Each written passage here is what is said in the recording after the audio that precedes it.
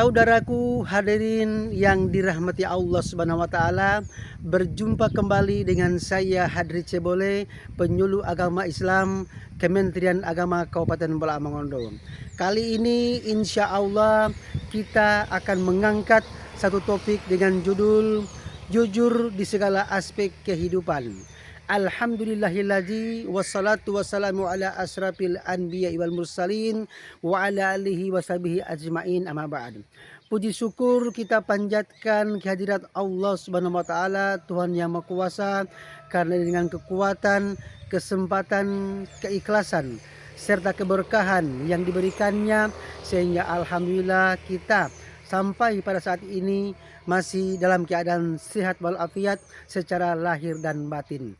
Salawat dan salam semoga kita selalu hanturkan, curahkan kepada seluruh Nabi, sejak Nabi Adam alaihissalam hingga sampai kepada Nabi Muhammad sallallahu alaihi wasallam. Hadirin saudaraku yang dirahmati Allah Subhanahu wa taala, salah satu sifat Nabi Muhammad sallallahu alaihi wasallam yang harus kita teladani adalah sidik atau jujur. Untuk meneladani sifat tersebut, maka sudah seharusnya kejujuran selalu kita kedepankan dan melekat pada diri kita, serta kita selalu berusaha menjauhkan dari ketidakjujuran dalam setiap aspek kehidupan.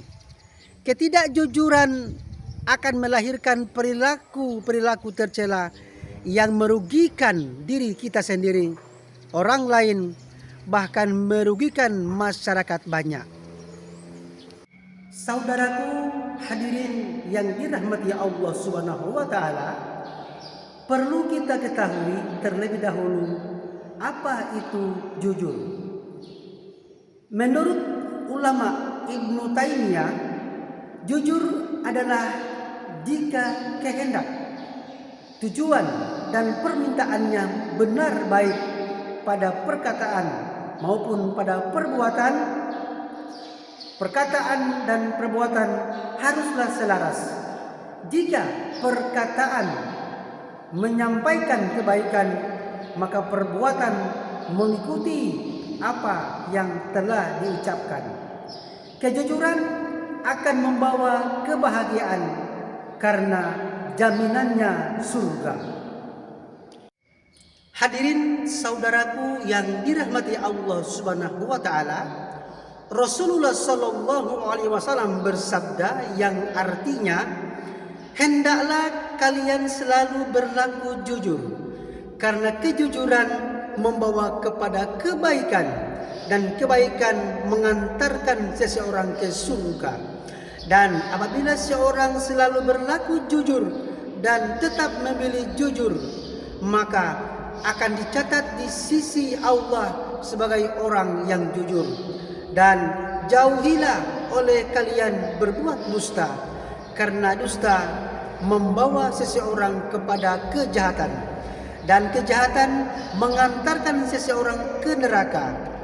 Dan jika seseorang senantiasa berdusta dan memilih kedustaan, maka akan dicatat di sisi Allah sebagai pendusta atau pembohong. Hadis riwayat Bukhari Muslim. Saudaraku hadirin yang dirahmati Allah Subhanahu wa taala, agar kejujuran terus terjaga dengan baik, maka ada beberapa yang perlu kita perhatikan, yaitu menjaga kejujuran yang baik. Yang pertama adalah menjaga niat. Segala yang kita lakukan dalam kehidupan ini akan dicatat sesuai dengan apa yang kita niatkan. Semua aktivitas kebaikan yang kita lakukan akan memiliki nilai ibadah apabila diniatkan karena Allah Subhanahu wa taala. Rasulullah sallallahu alaihi wasallam bersabda yang artinya, sesungguhnya setiap amalan tergantung pada niatnya. Setiap orang akan mendapatkan apa yang ia niatkan. Siapa yang hijrahnya karena Allah dan Rasulnya, maka hijrahnya untuk Allah dan Rasulnya. Siapa yang hijrahnya karena mencari dunia atau karena wanita yang dinikahinya, maka hijrahnya kepada yang ia tuju. Hadis riwayat Bukhari dan Muslim. Hadirin yang dirahmati Allah Subhanahu wa taala, menjaga kejujuran yang baik yang kedua adalah menjaga lisan.